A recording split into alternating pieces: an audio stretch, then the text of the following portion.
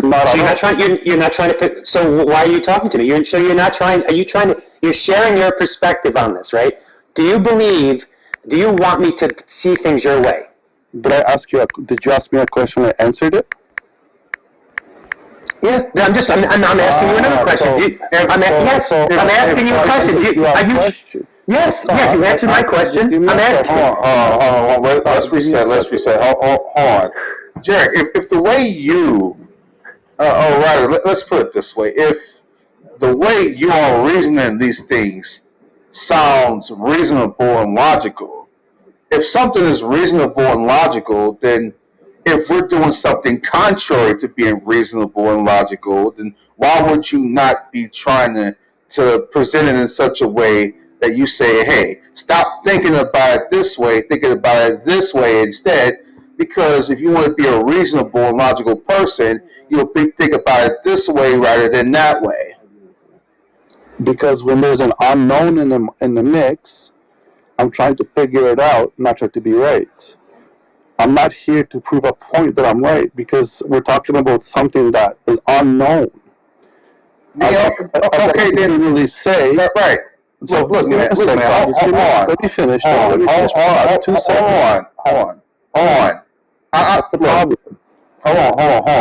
And I don't mean to cut you off. I really don't. But what I'm having trouble digesting here is you're just here to just simply express your viewpoint. Then, okay, what does that do us if you simply express your? You pretty much got more. You already know what we believe. If you want to just simply know why, you can just find out in the audience and just listen from the audience. Coming up here isn't going to do you any good. It does, though. How? Because the things you're saying, I understand, but it makes no sense, so I'm trying to understand those points of view and where they're coming from. And it becomes a questioning series of trying to understand it. Okay, it makes no sense. So you're not trying to convey to us to say things that do make sense. You're not trying to show us that we need to make sense. You're not trying to show us that, are you? So you speaking to me, have I ever told you what you believe in is wrong? That's not what I asked you. Are you not trying to convey to us that we need to make sense when we argue? Yes or no? I'm trying. Well, every conversation needs to make sense. So it's not. Okay, I need a direct answer to my question. Are you not trying to convey to us that we need to make sense? Not directly, no. So you're not saying that we need to make sense. I'm saying that you're indirectly telling us that we need to make sense in what we argue. I'm not indirectly telling you that. I'm asking you questions based on what you're saying. You're not making sense. That's what you're doing, not me. This is ridiculous. So you're not directly or indirectly telling us that we need to make sense. Yet you're so interested in saying that we don't make sense, as if you don't have the goal to get us to think rationally. Well, it's not my goal to make you think rationally. I'm trying to understand why things are being said the way they're being said without actually. Well, if it's not your goal to get us to think rationally, then saying that we don't make sense accomplishes nothing, because we're going to disagree, obviously, with what you're saying. We're going to disagree, obviously, with what you're saying. Okay. And then you're going to be like, well, why do you disagree? And I'll say because of X, Y, and Z. And then you might still think that doesn't make sense. Can you tell me how an honest conversation goes? Look. Explain that to me. Look, how does saying things that don't make sense accomplish anything productive? How does saying things that don't make sense help anyone? How does it help us? How does it help the people we talk to? It doesn't help anyone. So clearly, you want to convey it in such a way because you want to accomplish something productive, right? No, I'm trying to have a conversation. Is having a conversation helpful and productive? That's what we're on Clubhouse. So, is it good to have a conversation? It's always good to have a conversation. Okay. And what's your goal of having the conversation? Trying to understand. Just to convey ideas? Yeah. Okay, if you okay, how much more understanding do you need from us? We have multiple conversations, Mm-hmm. and I've said basically the same thing to you every single time. How much more understanding do you need if I'm just going to tell you the same thing next time? You haven't though, because me and you had several different conversations, and me and you there's times where me and you had really.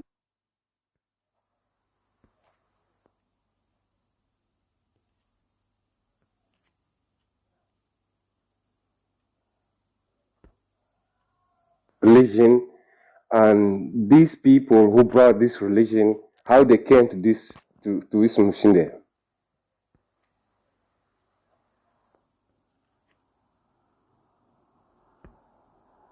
Just saying absurd is. Will you let me fucking finish, Matt? Are you just saying absurd equals hard to believe? I'm not interrupting you. Someone else is. No, I'm saying the whole time. I'm saying that. Yeah, I'm saying that. People look at it and say this is an absolute absurd belief. And I have heard. I mean, I want to know what it means. Richard Dawkins will say, criticize Christians for believing a donkey once spoke or a snake once spoke. So it's I'm saying that's by hard your to argument, believe. you couldn't say that was absurd, I right? just want to know what you mean by it. I know Yeah, what word colloquially means. I would say hard to believe, but I think absurd is a better way of explaining it. No, it's because hard to believe. You say absurd. I want to know what you mean. Vague. I'm saying it was. You remember me asking in a particular region, you think you're far above biological results. Tyrannosaurus. I don't think that's what I was. But probably that's not now, but that's not as much as I think it is. No, but there's nothing gross in Christianity. Right, that's that issue. Yeah, okay. That was the point that Tom brought up. The question is, the majority of people who are Christians, my mind translate that hard to believe. Is that okay with you? Yes, great. It doesn't matter if it's hard to believe. I wouldn't do that. Well, we just went through this. Wait, what's the about a donkey? What's the about a donkey that can talk? I don't understand. Why can't a donkey talk? Hard to believe, but it's not logically impossible. That's the point, right, Matt? You just defined the word. I wouldn't define absurdity just hard to believe. I would think we're asking you. How do you define it, Matt? We're asking you. It's the burden is on them to show that meaning is possible. They shouldn't be allowed to ask you questions until they can show that meaning is possible. Oh, no. Here's how I would define it. In order to believe it, someone would look at you as absurd or crazy. An example I wanted to... That was... Okay, so is it some sort of combination of ridiculous and hard to believe? Yeah, that might work. Great. So it's sort of 50% ridiculous, 50% hard to believe. Right. Okay. The problem is, again, I'm just going to keep telling you this. If it's not logically impossible, it doesn't matter how ridiculous or hard to believe it is. You can't say... Yeah, but I could use that against you. Oh, God. You realize that? I don't think you'd want to do that. You're doing this you two thing again. I'm just trying to explain this to you. Yeah, but see, that's the whole point. Do you agree, though? The precept argument. It shows that you would be dishonest if you were willing to go to that. Well, there's loads of things I don't believe, right, that I consider logically possible, right, because I think they're crazy or whatever. I'm not going to go around saying, therefore they're wrong, therefore they can't exist. That's what you're trying to do, and you can't. Okay, so flat earthers are not absurd, according to you. That's... Oh, God. Look. There's nothing logically impossible about a flat earth, right? There are other arguments. So would you say you're flat earther in believing... It's metaphysically impossible. But there's no contradiction, right? So no, there's no logical... You just have to say, they're not really absurd in believing the flat earth. Okay, you keep using absurd in this stupid colloquial way, when actually you're supposed to be using it in a philosophical way. Do you realize that? I thought I was using it in a philosophical way. No, you're not. You're jumping between... Would you say a creationist is absurd for rejecting evolution, and yet there's no. I would colloquially. I would say they're idiots. But I don't Now really know you if I'm seem using like it in the right. you're. Matt, seem just like say you're moving it's the every goalposts time. now. Say it's Seems like you're impossible, moving Matt. the goalposts now. No, I'm not going to say it's impossible. Because Why not? absurd has a The viewpoint of impossibility of the contrary, based on how I read it and understood it, was it either reduces someone's worldview to a contradiction or complete absurdity. One of the two, but what it is doesn't now have to be a complete contradiction. absurdity? The absurdity is just the Because things he the finds person hard to would be- believe. People would look at you as crazy for believing it. Okay. Yeah, but that's not. You should say it's like gibberish or a contradiction, Matt. He can't really because he cool. can't actually show a contradiction. So now they've moved to this Well, absurd this thing. is what the Greek philosophers believed. I'm not a Greek philosopher. I didn't live in the 5th century. You know, Matt, that young Earth, a 6,000-year-old young Earth creationism is very stupid and very hard to believe, and people look at you like you're an idiot because of that. You know what else, Matt? You can just say. Another point for you, and that would be you don't want to go that route, gibberish route, because that's just going to be like backing out of the conversation. Like, there's like some sort of epistemic barrier between me and your meaning now. Oh well, I guess we'll just have to go our separate ways. That's just like a tap out. Yeah, what you should say is that it's just the impossibility of the contrary, and by impossible he just means it can't obtain. Why not? Because Yeah, it's let's go back to impossible. the contradiction. Is it Let's go back logically to the contradiction. impossible? Yeah, he's going to take it to be logically impossible. Yeah, but the reason But he's Timothy, playing this that's not absurdity Now we're back card to the is that he's contradiction. failed. That's not what the Greek. No, but that's not. He doesn't. Why does it have to? Wait, hold on. Why does it have to be a contradiction? Just to a not So a it means to be contradiction. logically impossible. I don't think you guys No, I need mean, to he go just back takes and a actually different look view. at the history of the argument. This didn't History originate of with the Christians. CAD argument? This was from the Greek philosophers of Who the first old. came up with the transcendent argument in Greek philosophy, Matt? Who was that? Well, I'm not talking about. I'm talking about reducing a worldview to absurdity. That was the the Greek impossi- philosopher. Who was the the philosopher who came up with that? impossibility of the contrary Yeah, who came dates up with back that? to the Greek. I don't know what the guy's name was, but you can Does anyone Google it. listen? It was I thought in it the was- 5th century. I thought they invented BC. it when. Okay, I mean, I No, don't know. it's a form of argumentation, just like deductive and inductive reasoning. It's a philosophical form of Yeah. You can just say it's What? not physically impossible, Matt. What? What's going on? Yeah, that's not what that is. Impossibility It's of the impossibility of the contrary is a form of argumentation that dates back to Greek philosophers in the No, it's 5th century fallacy. BC. Reductive Not according to absurdity. them, it wasn't. Well, if you can show me literally anything, I will read it. All you have to do is Google it, Albie, to go to history of the impossibility of the contrary If I do and I don't and Greek find anything- philosophy. Hey, wait. Okay, wait. yeah. I will Yeah. do what you're asking. Google it and if and I see don't, what you find and let me know. if I don't find anything, will you drop precept? No, Because I have to go through. if you don't if I have to find go through anything, I will show you my source. Okay, fine, that's fine. Why would And you that- drop this up, bro? Isn't your source just Well, that guy's I shouldn't eye? have to do all the fucking work when he's providing that this is the case. Because if Oh, someone yeah. asked me, Matt's source No, is Haiti, eye. Tiger's the first one who said it, and then I started Right, that researching makes it and sense. realized he was right. Oh, yeah, I you have no found- basis for Matt, telling I I still found don't the source. understand. Without. Sorry, I muted the wrong person. I was trying to meet Matt. Without doing a "what about you though" kind of shit, can you explain whether absurdity equals logically impossible? And if it doesn't, who cares?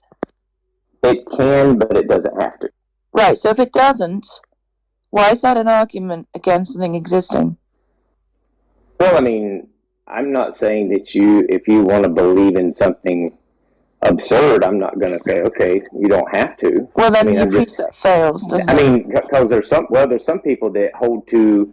I mean, if you talk to a Hindu about It's logic, not an argument. he would just accuse you of having Western philosophy. He would reject logic. Okay. So So, basically, I mean, it's still either way, it wouldn't matter. it's some sort of rhetorical win because it's like, oh, you believe in something really ridiculous, right? But you're Yeah, not you can proving, probably look at it that way. right? But you're not proving the impossibility contrary. are Because you? a lot of people would Did just you hear what I just simply- Yeah, but a lot of people would just simply reject so the laws of logic. Right, And so they'll, I have they'll say, like oh, I the hold to rhetorical the possibility of contradictions. I have something for you, So- Matt. Apagage, which is what the Greek word meant, is just the word that we would translate to Latin, reductio ad absurdum, which just means impossibility. The contrary in English. So when that type of style of argument was implemented, it is a method by disproving a statement, by assuming the statement is true, and with that assumption, arriving at a blatant contradiction. Now, what you're thinking is what Bahnsen expanded upon, who came from Cornelius Van Til, about the quote-unquote impossibility of the contrary, where he adds that, like, absurdity into there, whereas, like, in logic, absurdity just means contradiction. Yeah, what I'm saying, Albedo, is even in the from what I have looked at, I don't know what source you're looking at. There's two possibilities: either it results into a specific contradiction, or it results into an inconsistency or absurdity in the other person's worldview. For example, what I brought up earlier: if someone were to say, "Oh, a Christian is absurd in believing in talking donkeys," that's stupid. But then you got the person to talk about the flying spaghetti monster and talking about a spaghetti monster thing, delivering it because he had to retreat from an atheistic worldview. Man. Come on, man. Yeah, that would be an example of an inconsistency. You just give an example I of understand. something. Yeah, okay. So I've got that. I'm just not going to take you seriously. What you're saying then is saying that there are things that are impossible via contradiction. We can agree that everybody's probably going to accept those. And then there's these other things that...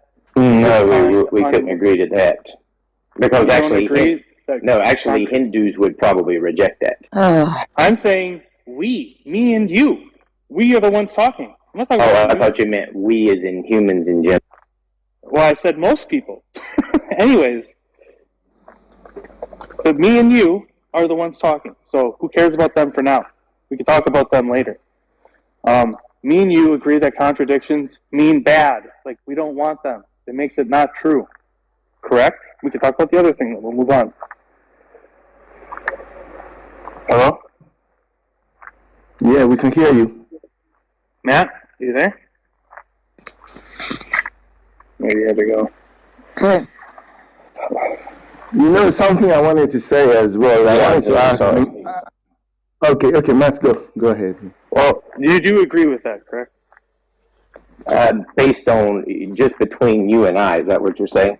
If we're having a conversation? No, not necessarily, because see, in my viewpoint, if I'm having a conversation with someone who's criticizing presuppositional apologetics, and then they end up employing something like a counterfeit Christian argument that steals from the Christian position to make the argument, then I would also consider that probably a contradiction, but at least an absurdity, because they were not holding to that, but they were forced to adopt it in order to argue against the precept. I'm only talking about contradictions, the P and not P. That's it. So far. No, I would not limit it to just that. Look, I want to take it step by step, not take things as a whole, because that's the problem. That's why we can't agree. Oh, okay, so you let's want find out the parts that we do agree agree with. Okay, so you want to take the contradiction approach. Yeah, like we agree contradictions mean something we shouldn't accept. If we find a contradiction, we need to reject that. I agree with that. Do you agree with that? No, I don't think I would, because I know that in quantum physics there's stuff that appear to be contradictions, but they still can't explain them. So I don't know if that would be... We just have to say we don't have enough information. But if you're saying we have enough information, then sure, I would agree with that. How about outside of the quantum realm, we agree to reject contradiction?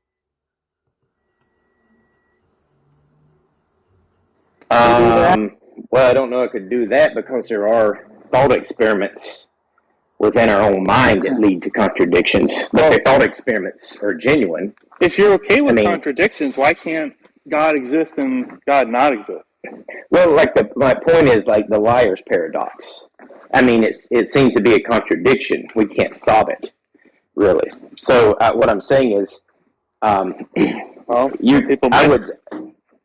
Well, they think they have. I've heard people claim they've had, but I've heard them try to argue it and it didn't make sense. But anyway, I suppose for the sake of argument, we could just say that if we're going to discuss someone's worldview, if there's something that's an obvious, explicit contradiction, then we could agree to that.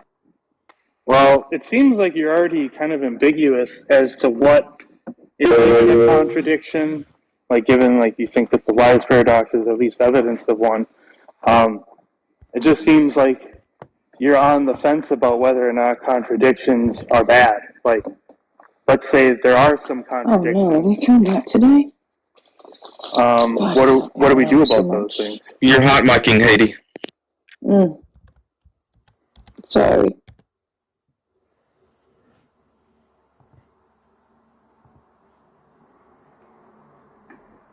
Yeah, we could just say if you point out a contradiction, we would have justification to reject it, even though some people might not reject it. There would be more than enough justification. Let's just talk me and you, nobody else. Your beliefs and what I believe. Okay. Do you believe that there are any contradictions? Do you think that the Lies paradox is a contradiction, or we just don't know enough about it?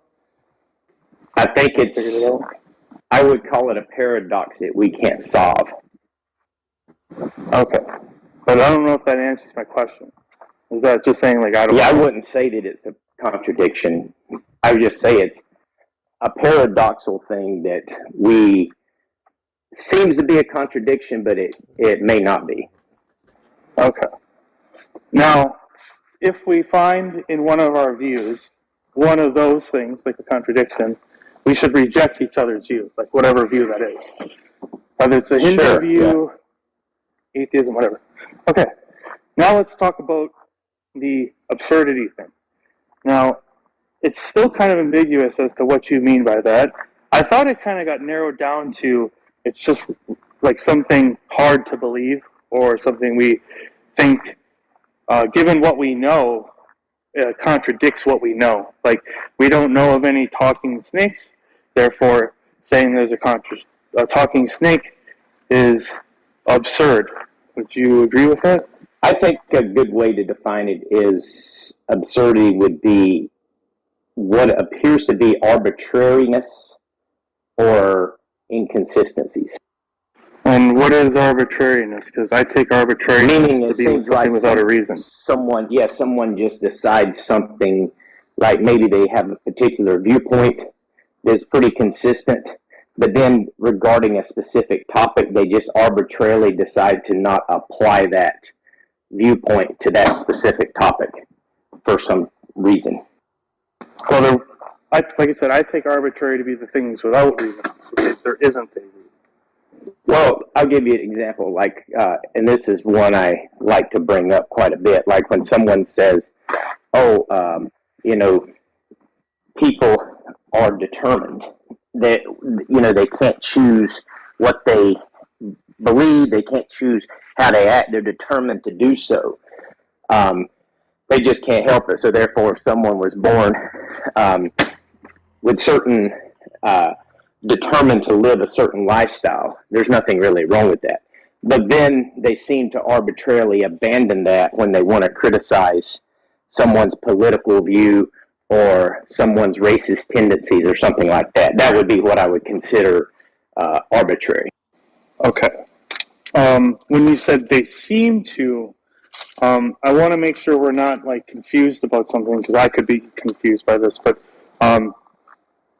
if something seems like they're arbitrary, like when you said they abandon it, maybe there's like a reason why they abandon it.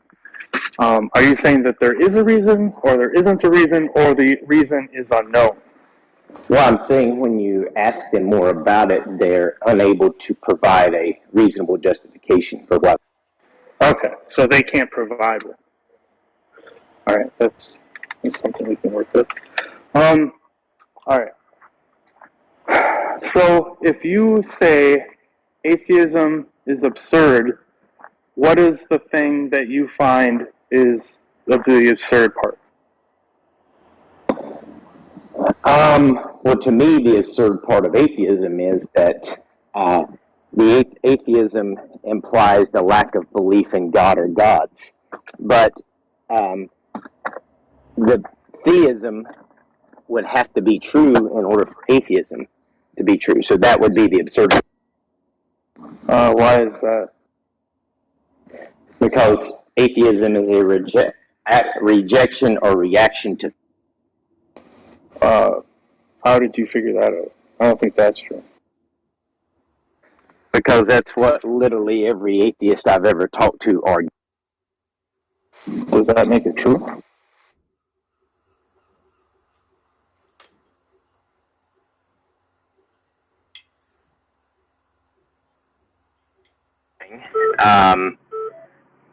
Or they would have to explain why, in a not God world, atheism exists. Yeah, I think some people have tried to say a couple times that, like, it was like a construct to come up with something as like a type of law system, given that they didn't have like governing bodies at the time. They just had groups of peoples, and rather than like constructing places and objects where people had jobs, it might have been easier for them to construct one thing, which was like a lawgiver. Now, obviously, this is just an anthropological explanation. I'm not saying it's the case, but it is an explanation.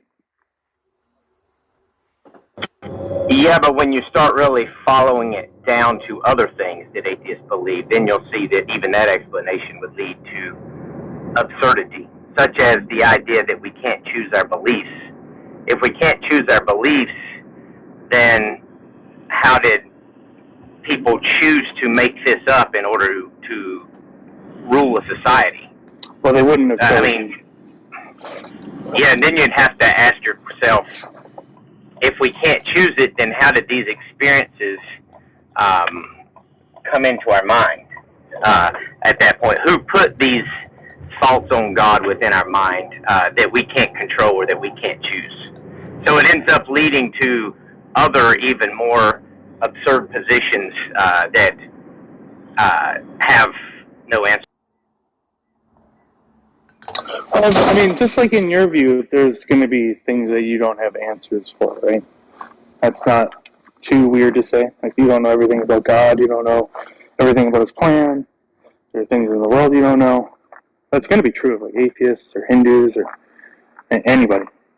Correct, yeah. I mean, I'm not saying that people aren't going to be able to explain certain things or have certain explanations.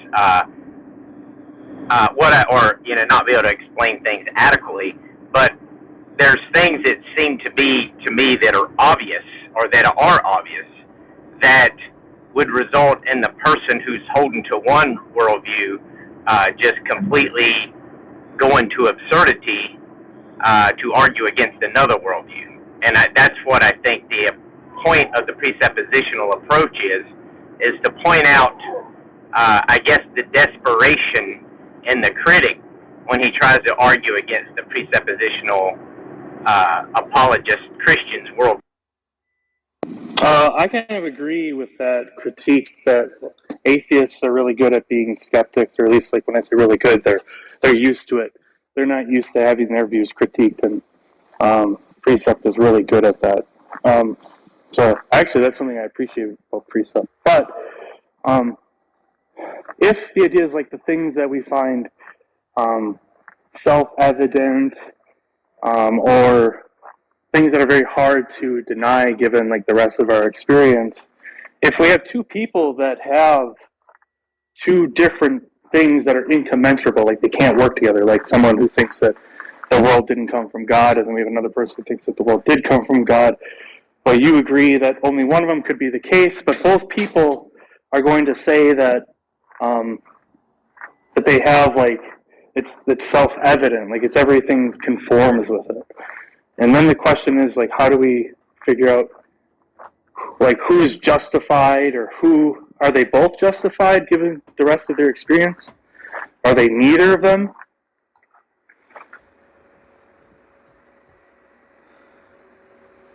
Was that a question? Yeah, like, how do we figure out who, well, are they both justified, or neither? I guess it would just simply be maybe a level of justification. I mean, I think the Christian, when they would see that their opponent has said some things that they consistently would have never said before, the Christian would say, well, look, you've already went into this retreat mode. You've already abandoned what you normally argue against in favor of something else in order to try to refute my worldview. You're being inconsistent here. You're showing inconsistency. So my level of justification for my worldview is more than yours. Now, whether the opponent would accept that or not, would just be up to the opponent, because quite often, no matter what, a person isn't going to change their mind. So that really just depends, I guess, on the preferences or opinions of the individual. Okay. Say that that happens. The Christian finds that they're being wishy-washy. Seems like they're not consistent with what they believe. They're just spouting stuff. I would probably agree with you that that's probably a reason to reject what they're saying. But given that we've seen this happen with every view, not just atheists, we've seen it happen with Christians, we've seen it happen with Muslims, there's not a person I haven't really seen it happen with. It seems like that rejection criteria is going to work for everybody. So that doesn't actually really get us to who's more correct. Maybe it's just reason to reject it at that time. Yeah, I may lose you here in a minute because I'm driving in a place where I typically break up. But yeah, everybody I think has some inconsistencies, and I think that that's kind of the approach. I mean, you look at the atheists who asked John Lee all these questions. They're attempting to reduce his viewpoint to absurdity as well. And if they think that they've done that, then they think that they have justification to reject his position. And I'm doing nothing different, or the presuppositionalist is not doing anything different than the atheist typically does daily on Clubhouse. Actually, no, we're not trying to do the absurdity thing. We're trying to show contradictions in John Lee's view. I'm somewhat on board with that. Yeah. Now, there's going to be a discussion about what's actually happening there, but if someone presents you to something that's gibberish, you can't even make sense of it, how are you going to accept it? You just wouldn't be able to. It's not even a matter of it could be what they're saying is right, but because you can't make sense of it, it would just stand to reason that you couldn't accept it. Yeah. Please, can I comment on this a little bit? What I was actually going to say, Albedo actually said a little bit of it when he brought up the issue of the talking snake thing, because I think that this definition of absurdity is too weak. Any side can charge each other with it. I could say the virgin birth, an angel, Gabriel appearing, an immaterial angel, actually being able to think and classifies as absurd under this weak view of absurd. Each person can just do that to the other person and say, I don't accept your view. Christian worldview is destroyed because you have an absurd immaterial angel there doing things.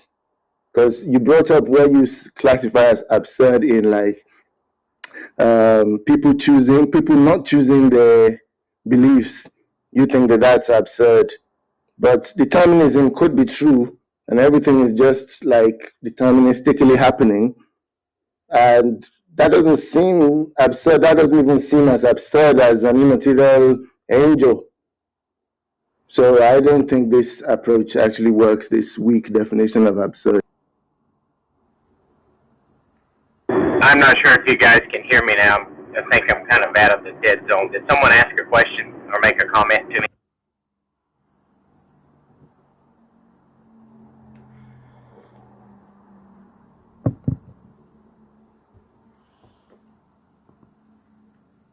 I take that as a no. So what was the question? I drove through about a 2-mile area where I couldn't hear anything, I wasn't sure if someone responded to me or had a question while I was. I was actually saying something while you couldn't hear. I don't know whether the others heard it. In a couple seconds. What I was just saying was that I think the kind of like notion of absurdity you're using is very weak. Each side can charge each other of that. I could say the virgin birth is an absurdity, an immaterial angel, Gabriel is an absurdity, the talking snake example, I could call those absurdity and try to reject your worldview based on that. And the one you pinpointed as an absurdity on us was that we'd have people not having chosen their beliefs. And I think that's not even close to absurd as a virgin birth or an immaterial angel. That's just determinism. You know, if we didn't choose our beliefs in a more extreme sense, it could just be that determinism is true and everything is just happening mechanically.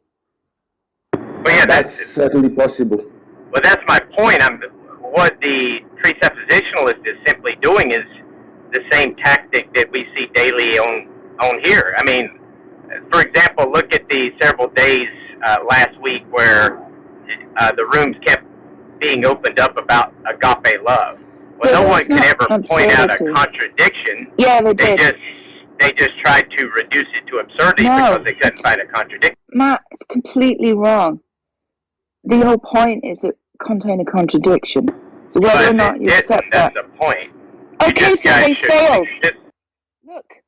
But you're No, I'm going to mute you again because you don't let me finish. They were trying to point out a contradiction. Now, you might say there's no contradiction, right? But that was the point of the argument. It was a contradiction claim. There's nothing about reducing anything to absurdity, right? Okay. I don't think atheists. Well, Hades, since they didn't point out a contradiction, then the argument. Well, they did. I think they did. Good, so right? No, we disagree. Okay. I think the contradiction was pointed out, but it's irrelevant. You're just claiming, oh, everyone does this absurdity thing. I don't know, yeah, you might in a sort of comical way be like, lol, talking snake, right? But that's not like an argument. If you're making an argument that there's something contradictory in the God world, you don't say lol, talking snake. You might use like the argument from evil or some other kind of argument, right? And those arguments are showing contradictions in the God worldview. So, yeah, I mean, maybe that's what people are attempting to do, but that doesn't stop the atheists from still considering someone's position as absurd or at least inconsistent. Yeah, that doesn't prove it's wrong. So it's like the slavery topic. I mean, how many times does atheists throw up biblical slavery? Well, there's no contradiction within that, but that's one of the arguments. These are not arguments. These are just like, these are external critiques. Well, it is. Oh, slavery's bad. It is that. Slavery's bad. God's bad because he likes slavery. These are external critiques, and they're not showing any kind of contradiction. The problem of evil doesn't point to something like biblical slavery, right? It just points to like suffering in the world. Here's your problem, though. Like, this is a fundamental issue. The precept is making a much stronger claim than the atheist, right? And that's why it's hard for you to back it up. You're saying that God world is logically impossible. The atheist is not saying the God world is logically impossible. So the atheist is just on an easier footing. Well, they could just be skeptical. Yeah, but the atheist is actually still making an equal claim. No, it's not. Because the presuppositionalist is saying, without God, there's no reason and intelligibility. Yeah. The atheist is coming in saying, basically, you don't need God for reason and intelligence. No, they're not. Right? Oh, they're not saying that? Look. So, if that's the case, if they're not saying that, then what is the purpose for reason and intelligibility? I'm going to repeat what I said again. The atheist is not saying that the God world is logically impossible. Right? They're not saying that. The precept is saying the not God world is logically impossible. So the atheist can just remain skeptical. They can say, could be, could not be, don't know. Don't believe it, but I'm not saying it's impossible. That's all we need to do. Well, the precept has to show. The precept has to demonstrate not just the absurdity, but the logical impossibility of the not God world, and they can't do it. They just can't do it. Well, So it's just. So all you have to do, all you reduced to, is burden shifting and demanding the atheist prove something that they've never claimed, which is that the God world is logically impossible. but you are implicitly making the claim, you just don't realize it. That's the whole point of the presuppositional approach. Well, that's just gaslighting. To expose that you actually, that's why Darth will say, when you invoke facts, you invoke them dependent or independent of the mind of God. That's the whole point. Yeah, it's just more gaslighting. That's why people don't. No, I think it's a legitimate question. No, it's not. It's saying that if you're not a theist, you must be an atheist. It's absolutely that's absurd. Agnostics exist. There's no reason to say they don't, and you can show that you neither affirm nor deny the proposition the facts depend on God. There, you're agnostic. Well, then all you'd have to do is just say, oh, here's evidence I consider for God, and see how the agnostic reacts to that. If the agnostic is You haven't got any truly evidence neutral, for God. all I'd have to do is present a rock and say, hey, because God created everything, then this rock here is evidence for God. If the agnostic is truly neutral, the agnostic say, oh yeah, I can see why you think that's evidence for God. But if the agnostic says something like, well, that's not sufficient evidence, then by default the agnostic is not really being neutral, and that's the whole point. That's how easy it is to demonstrate whether there's neutrality. The agnostic could just say, I neither affirm nor deny that rock is evidence for God. Yeah, they could do that. And they can. I don't ever see them do that. But if they did, I'd be like, okay, so... Yeah, they're neutral.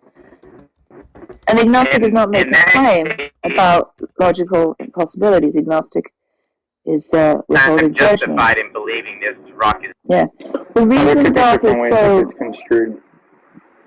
Darth is so hell-bent on eliminating agnostics is that agnosticism just kills his precept, because all the agnostic says is it's neither, I don't hold a position, and he can't prove a contradiction in the not God world, right? He can't do it. So he's trying to force the atheist to show a contradiction in the God world, or to show that their world is coherent. Well, I think atheism is a contradiction. Okay, go ahead in two sentences. What's the P and not be in the not God world?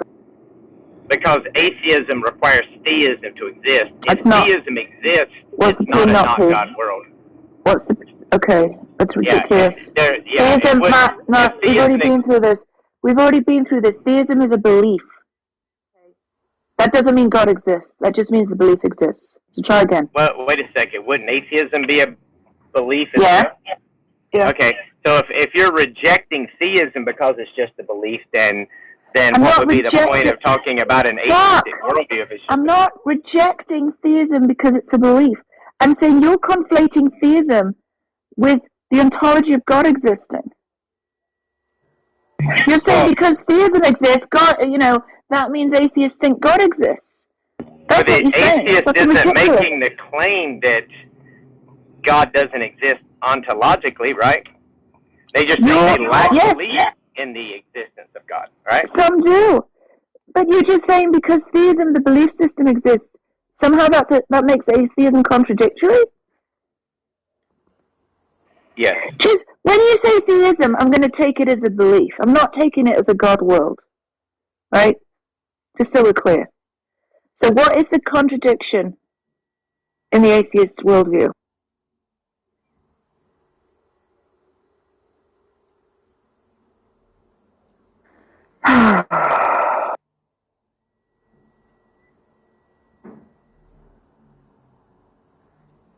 So frustrating talking to him. That's why I'm not having a debate with him.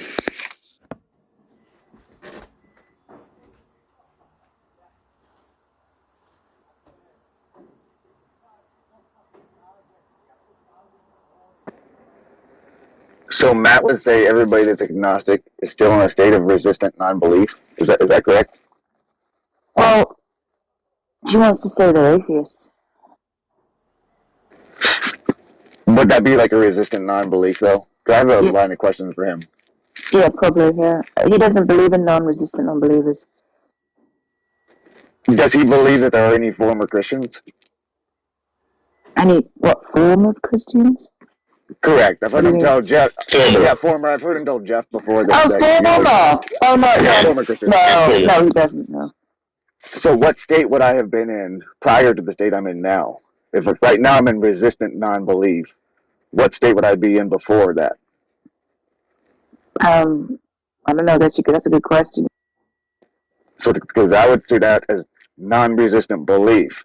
And if I'm in non-resistant belief and not a Christian, then I'm not sure how that susses out. Non-resistant disbelief. Non-resistant disbelief? Non-believer. So when I had a belief state that God existed, I was still in a non-belief state? Are you asking me? Yes. No, say if you believed in God, then you were not resisting belief in God. You were believing in God. So was I a Christian? That depends. Depends on if you have accepted Jesus Christ as your Savior, because a lot of people believe in the existence of the Christian God, but they don't have a personal relationship. They haven't, because I used to believe in the existence of the Christian God. I just didn't have a personal relationship with Jesus Christ. I didn't understand what salvation was. And I'm guessing since you've abandoned it, then I would say, no, you didn't actually have the personal relationship. So yeah, so right now I'm in a state of resistant non-belief. Prior, I could have been in one of two states, I guess. Correct. I could have been in a state of non-resistant belief or non-resistant belief and extra. Is that the I would say you're either in a state of resistant belief or non-resistant belief your whole, or I mean, resistant belief, or non-resistant belief or resistant belief your whole life. How was I resisting belief if I was believing? Well, you wouldn't be. You would be accepting the idea that God exists. So then when you decide, and that's another problem with atheism. If you look at atheism in general, most people have to go away from atheism or theism to atheism. They usually begin with the belief, then they go to atheism. And that's evidence that everybody naturally has this predisposition to believe in God. Do you think that's irrelevant? Do you think former Christians exist, Matt? I believe self-identifying former Christians exist. I don't believe someone who truly had a born-again experience with the Holy Spirit because they believed in Jesus Christ. I don't believe they lose that. That's what I'm fine with. I'm sorry. What does that mean? I mean, are you saying they're in so the only Christians who are former Christians did not have that, were not like truly born again, therefore they weren't real Christians, right? More cultural Christians. They were raised in it. Right, so you don't believe in former Christians if your definition of Christian is someone who's born again. Yeah, pretty much. Okay. So what belief state was I in prior? I'm still confused. I think you were probably culturally a Christian. You probably believed that God existed because maybe it was parents or a cultural thing, and you would acknowledge the existence of God. You did say, oh yeah, I believe that this Christian God is out there, he exists. And then at some point in your life, for whatever reason, you started kind of beginning to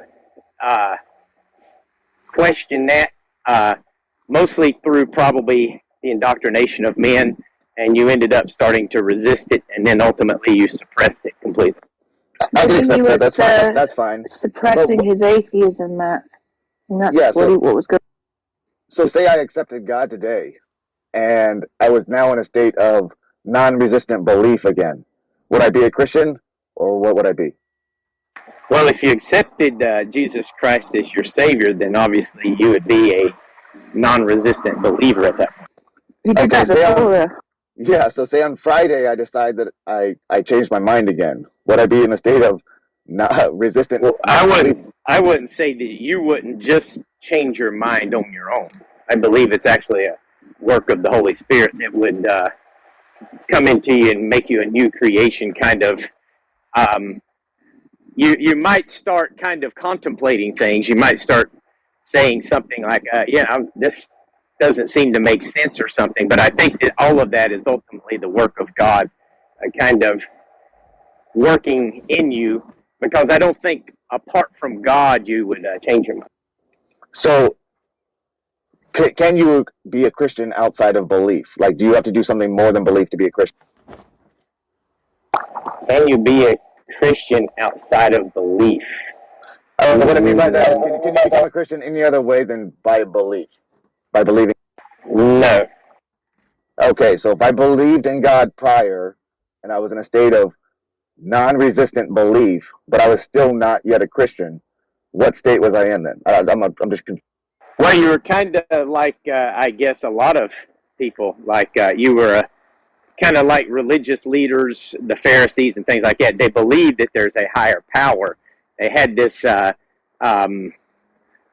belief in that regard, in a creator, but they were resisting the personal relationship with God that can only be obtained through Jesus Christ. So I could change my state again tomorrow to a state of non-resistant belief, but I still couldn't be sure that I was a Christian. Is that? You could probably start recognizing or start looking at creation. Maybe something happens in your life, maybe some sort of traumatic event or something, and that would start making you question your whole atheism and kind of lead you down the path again. But that, I believe, is actually God trying to guide you back towards Him. It would be a work of God. I don't think you would come to that conclusion on your own. Yeah, I don't really care about the mechanism. I just want to know what my belief state would be afterwards. Would I be in a state of non-belief? Would I be in a state of belief? Would I be resistant or non-resistant? If you accepted Christ, you'd be a Christian, so you'd be a non-resistant believer in God. Well, I was that prior. I was a non-resistant believer in God. So, unless you could say I was a resistant believer, which is kind of weird, or I don't know. Well, in the Christian worldview, there's a difference between just believing God exists and then having a personal relationship with God. We believe that all atheists have the knowledge of the existence of God, but they just don't have a personal relationship, and then they try to suppress that information to try to avoid maybe a personal relationship, or trying to avoid acknowledging the Creator. So that's kind of how I look at it. But I'm not really sure. So prior to this state, I had non-resistant belief, and I had knowledge of God by your lights, but I still wasn't a Christian. Is that correct? Yeah, but according to you, you were recognizing and believed in the existence of the Christian God, the Creator of all the universe. Yeah, that is fine. I was a non-resistant believer, and I had the knowledge of God by your lights, but I still wasn't a Christian. Is that? Yeah, you were a non-resistant believer in God as Creator. You just didn't have a personal relationship. You hadn't taken that final step, so to speak. So that's what I said. I said, is it belief is all that's needed, or belief plus? And if that's a plus, what's the plus? You have to have you have to first recognize, and I think that comes from the work of God, recognizing you need a Savior, and then once you recognize you need a Savior, then you're going to call on the name of the Lord Jesus, and He will save you. But you can still get to the point where, oh yeah, I recognize there's a Creator here, and then possibly never go to that last step. Maybe you just kind of continue to suppress the call of the Holy Spirit at that point and never respond. So I can still suppress it and believe it and have knowledge of it? I'm not even sure what you're asking now. Well, you said I suppressed some.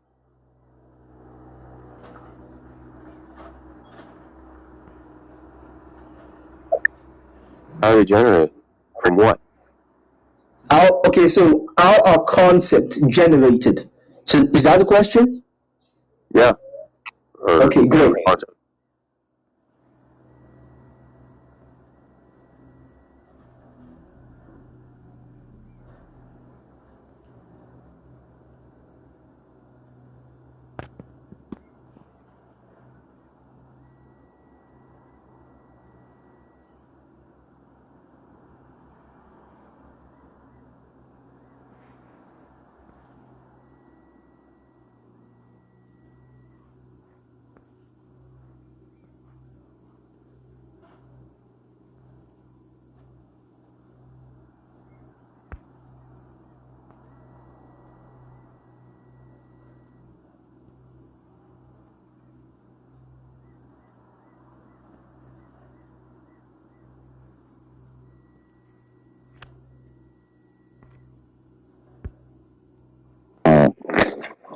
arguments, I would say. I wouldn't say it's one single argument that got me out, but the mechanism I don't really care about. I just want to know the states I was in. The argument is in a particular region, and now I'm in a state consistent not.